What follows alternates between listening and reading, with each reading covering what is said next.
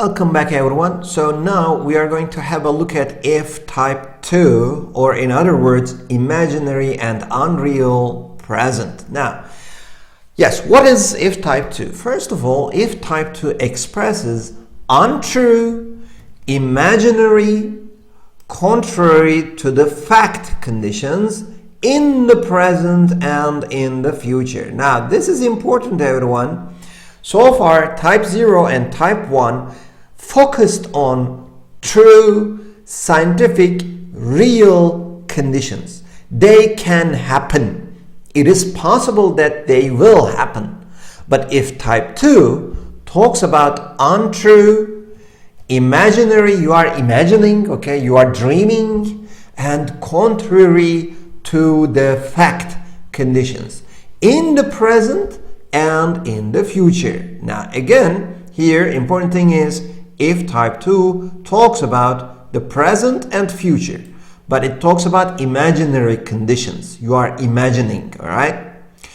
What about the structure of it? Structure. So after if, like I said earlier, you have tenses, everyone. With if, you have simple past tense and past continuous tense. Be careful. It's talking about present. If type 2 talks about present, but as a structure, if type 2 uses mostly simple past tense and sometimes past continuous tense. And in our main sentence, in our real message, in our main message, we use would, could, or might. So would, could, and might. All right? So again, modal verb. In our main clause here, we use 3 modal verbs. And in our if clause, we use 2 tenses. Now, if part gives us an imaginary condition, a condition that we are imagining, all right? And would, could, and might part gives us an imaginary result, all right? So, oh yes, there's one more thing about the structure. It is more common, not always, but more common to use were instead of was with subjects I, he, she, it. So normally, with I, he, she, it, we use was normally.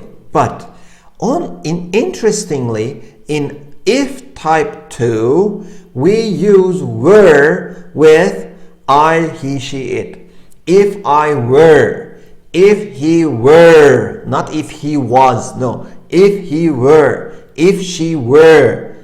Okay? So, this is something you need to take note of. All right? So let's give some examples, everyone, here. If I knew the answer, I would definitely tell you. Now here, as you can see, after if, we have simple past tense. And in our main clause, we have would tell. I would definitely tell you, would tell. So this means I don't know the answer. If I knew it, I'm just imagining. That if I knew it, if I knew the answer, I would tell you. I cannot tell you. This is the fact, okay? This here is the fact. I don't know the answer, so I cannot tell you. This is the fact. This is the situation. So what is the imagination here? Imagination part. What is the imaginary part here? If I knew the answer, I would definitely tell you. This is imagining. This is unreal. Another example. If you had more experience, you could get a job in this company. Again, I'm imagining here. You don't have a lot of experience, but if you had more experience, you could get a job. But unfortunately, you cannot get a job in this company right now, okay? Another example. If my house were by the sea, not was, if my house were by the sea, I would take long walks every day on the beach. Now, unfortunately, my house is not by the sea. So, I will not take, or I cannot take long walks on the beach every day. All right, so this is just imaginary. I'm imagining. This is, I think, final example. If Sarah were healthy, not was, were, if Sarah were healthy, she would go to work today. Unfortunately, she is not healthy, so she cannot go to work today. All right? Oh, yeah, there's one more example because I wanted to give one more example with past continuous tense. Now, if you look carefully, everyone, these are all simple past tense, all right, sentences. So these are all simple past tense sentences. Most commonly, we use it with simple past tenses, But if there's an event that's happening right now, there's an event happening right now, and we are imagining the opposite of that event, then I need to use past continuous tense. So, let's say your friend is watching a horror movie right now. Right now, your friend is watching a horror movie, but you are terrified of horror movies. You cannot watch horror movies. So, what do you say? If I were, not was, most commonly we use were. If I were watching this movie with you, I would be really scared. So you are not watching this movie with your friend, so you are not scared. But you say, as an imagination, you say, if I were watching this movie with you, I would be really scared. All right? So that's that, everyone. I hope the examples are clear enough. All right. Now I want to share with you a song, a part of a song from actually the movie Juno. This is a beautiful movie. Many teenagers or even adults like myself love this movie from 2007. This is a song from this movie. All I Want Is You. All the song is full of if type 2 structures. It's a little long, but it's a beautiful song. So enjoy and try to see how if type 2 is used. If I was a flower growing wild and free, all I'd want is you to be my sweet honeybee. And if I was a tree growing tall and green, all I'd want is you to shade me and be my leaves. If I was a flower growing wild and free, all I'd want is you to be my sweet honeybee. And if I was a tree growing tall and green, all I'd want is you to shade me and be my leaves. All I want is you, will you be my bride? Take me by the hand and stand by my side. All I want is you, will you stay with me? Hold me in your arms and sway me like the sea.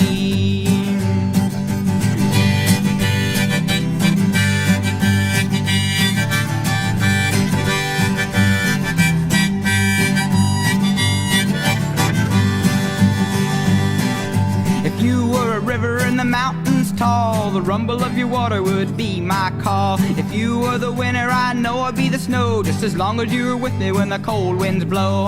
If you were a wink, I'd be a nod. If you were a seed, well, I'd be a pod. If you were a floor, I'd wanna be the rug. And if you were a kiss, I know I'd be a hug. All I want is you, will you be my bride? Take me by the hand and stand by my side. All I want is you, will you stay with me? Hold me in your arms and sway me like the sea.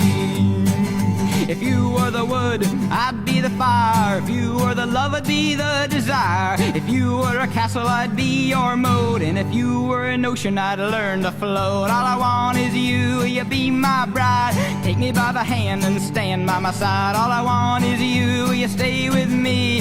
Hold me in your arms and sway me like the sea.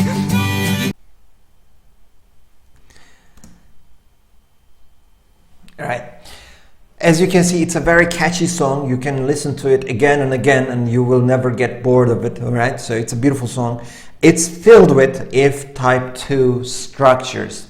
Now, I also have a tongue twister for you with if type 2. Now, why am I sharing these things? Because if type 2 structure is a little confusing, so the more the better, all right? So there's a tongue twister. Here it comes.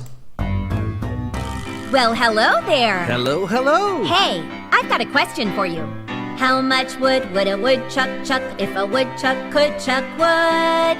How much wood would a woodchuck chuck if a woodchuck could chuck wood? A woodchuck would chuck as much wood as a woodchuck could chuck if a woodchuck could chuck wood. Well, that makes sense. It certainly does. Well, hello there. Hello, hello. Hey, I've got a question for you. How much wood would a woodchuck chuck if a woodchuck could chuck wood? How much wood would a woodchuck chuck if a woodchuck could chuck wood? A woodchuck would chuck as much wood as a woodchuck could chuck if a woodchuck could chuck wood. Well, that makes sense. It certainly does.